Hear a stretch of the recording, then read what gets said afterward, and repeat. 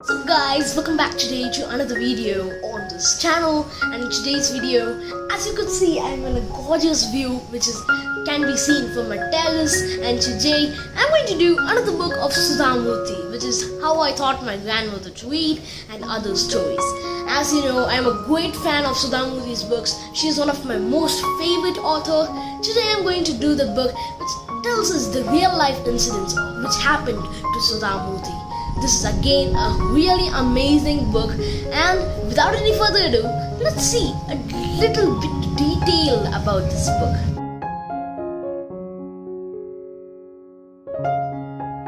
Sudha Murthy's How I Taught My Grandmother to Read and Other Stories provides lesson for life throughout its 25 splendidly written stories. Sudha Murthy has even picked out anecdotes from her own life to present to the readers, a book that shows them the forgotten values of life. This book is filled with heart-touching tales varying from one about how her grandmother asked the 12-year-old author to teach her the alphabets. Sudha Murthy talks about her encounter with J.R.D. Tata. Each of the 25 stories in this book provides some inspiration to the readers. The stories are presented in an effortless and humorous fashion. Sudha Murthy recounts tales from her life in a simple yet engrossing manner. The stories range from her childhood to her life as a teacher and a mother. The book shows readers how her mother's constant advice on saving money actually helped Sudha Murthy when she had to start a company with her husband. It also featured a story where the protagonist takes a train ride with the president. Amazing book, fantastic book this is, and it is a collection of 25 short stories. Today I'm going to discuss 3 short stories which I love the most, and let us move on to the first short story. The first story in this book which I love is How I Taught My Grandmother to Read itself. This is an amazing story, and what happens in the story is that Sudha Murthy read the magazines for her grandmother, and every time she read it for her grandmother, and one time her grandmother cried. And she went forward and she asked her grandmother, "What's the matter?" And then her grandmother told that she didn't want to be dependent, like she didn't want Sudha Murthy to read the stories for her, the magazine actually for her. She wanted to be independent, like she wanted to read the magazine in her own. Back on the old days, there wasn't a good education, mainly for girls, and Sudha Murthy's grandmother wasn't educated at all. So she couldn't read the Kannada alphabets, and she wanted Sudha Murthy to teach her the Kannada alphabets. Sudha Murthy made a kiddish joke and laughed, but even though she taught her first student. And gradually, Sudha Murthy's grandmother learned Kannada, and one time Sudha Murthy bought a gift for her grandmother, a magazine which she always loved. And when she went to meet her grandmother touched her feet. It was odd, it was weird, because elder people don't touch the feet of younger people. And then Sudha Murthy's grandmother told that, "I'm not touching the feet of my granddaughter. I'm touching the feet of my teacher who taught me how to read this language. And without that, I couldn't read a magazine now." She was independent now, and she was really happy, and Sudha Murthy was really happy too, and she gave her gift to her grandmother, and she could see that smile lit in her grandmother's face. And this is the end of the story, and it was an amazing story. And let us move on to the second story of this book which I love. So the second story in this book which I love is A Journey Through the Desert. This is a fantastic story which I love the most, and let's jump in the story. What really happens is that back in the old days, Sudha Murthy didn't have a driver. She always drove her car on her own, and when she went to the petrol station nearby, she also saw a service station, and each and every Saturday she'd go there to get her car serviced. And then she saw 2 boys who were working there. They both were identical twins, and they were Ram and Gopal. Sudha Murthy always gets confused to get to know who was Ram and who was Gopal. And she also gave them old clothes so that they could wear the dress. But the next day, Sudha Murthy couldn't see them wearing that dress. They say that they always work with grease and oil and the dresses will get dirty. And Sudha Murthy also gave them a storybook, and then she saw a slight of unhappiness in these two boys' face. Then they told that they didn't know to read and they wanted Sudha Murthy to read the stories. Sudha Murthy complained that these boys were never free, and then they told that after 4 o'clock they were free, and Sudha Murthy came each and every Saturday, even though she didn't need her car to be serviced, to tell the stories for these boys. Many years passed and Sudha Murthy got her driver, and she also stopped visiting Ram and Gopal.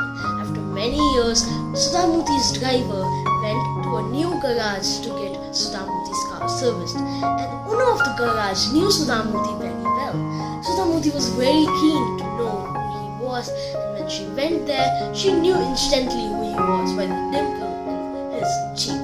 He was one of these two identical twins who were Ram or Gopal, and then it was none other than Ram. And Ram told his journey, how he started this good luck garage. He wasn't well educated at all, but the stories told by Sudha Murthy were the only escape from the drudgery lives of theirs. And then Sudha Murthy's one of her stories inspired Ram so much that he started this garage. And I would love to narrate the story to you guys. What happens in the story there is that there were two boys and they were crossing the desert to reach the city by collecting all the stones. And they thought that they were in the edge of the desert and they ate all their food and drank their water. But they got to know that they only traveled half of the desert. One of the boys gave up and he went away. But the other boy crossed the desert, took all the stones and he went. And he saw a Dharmasthala and stayed a night there. The next day, he wanted to throw all the stones which he collected and he wanted to go back to his village. But what he saw surprised him. The bag in which he collected stones now was turned into diamonds. At 1 second, he felt that he was a millionaire. And this was a story which Ram got inspired. So, Sudha Murthy also gave a meaning to this story. A student is like the desert. Difficulties are like the warm sand. Examinations are like the hot sun. And study is like the hunger and thirst. This is a meaningful story in which Ram got inspired, and the owner of the garage in which Ram worked also helped him start this garage. Sudha Murthy asked Ram that where was Gopal. Ram sighed and told that Gopal was inspired by another story of Sudha Murthy. And Sudha Murthy also listened to the another story. What really happened with the story is that there was a jackal, and in the morning he saw a shadow that it was bigger than him, and she started hunting camel. And he saw many short, really small animals, but he left them and he was hunting for a camel. By the evening, he saw his shadow was smaller than him, and he got to know that he had to hunt a small animal, and he started hunting a rat. Gopal was exactly the same. He was trying the things which was beyond his capacity, but after failure, he stopped trying at all.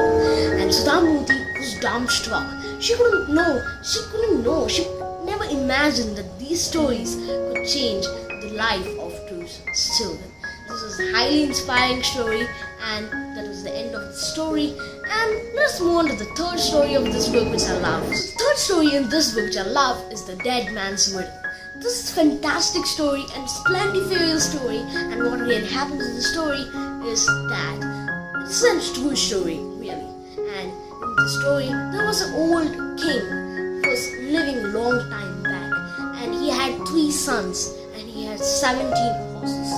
After he died, his properties were distributed equally to these 3 sons, and he had these horses, and he also left a note that half of his horses should be given to the elder son, and 2/3 of the remaining horses should be given to the second son, and 1/3 of the remaining horses should be given to the third son. They were all dumbstruck because they didn't know, because if the elder son had to get half of the half of the horses they had to cut an horse. So they called the assistant of the king, and he laughed and he told that tomorrow I'm going to divide these horses equally. And then when he came, he also added his own horse, and then he gave 9 horses to the elder son, 2/3 of the remaining horses, which is 9 horses, he gave 6 to the second son, and he gave 2 to the third son, and he took his own horse and went back. This was funny riddle, and these sons were dumbstruck and really confused, and they asked this person that how did he do it? Then he said each and everything can be done. Nothing is impossible. You could have done it, but you didn't use the common sense. Even though how much rich you are, you have to use your common sense. This was an amazing story, and that was the end. And I have told 3 stories in this book which I love. I hope you guys enjoyed this video. If you did, make sure to read this video book.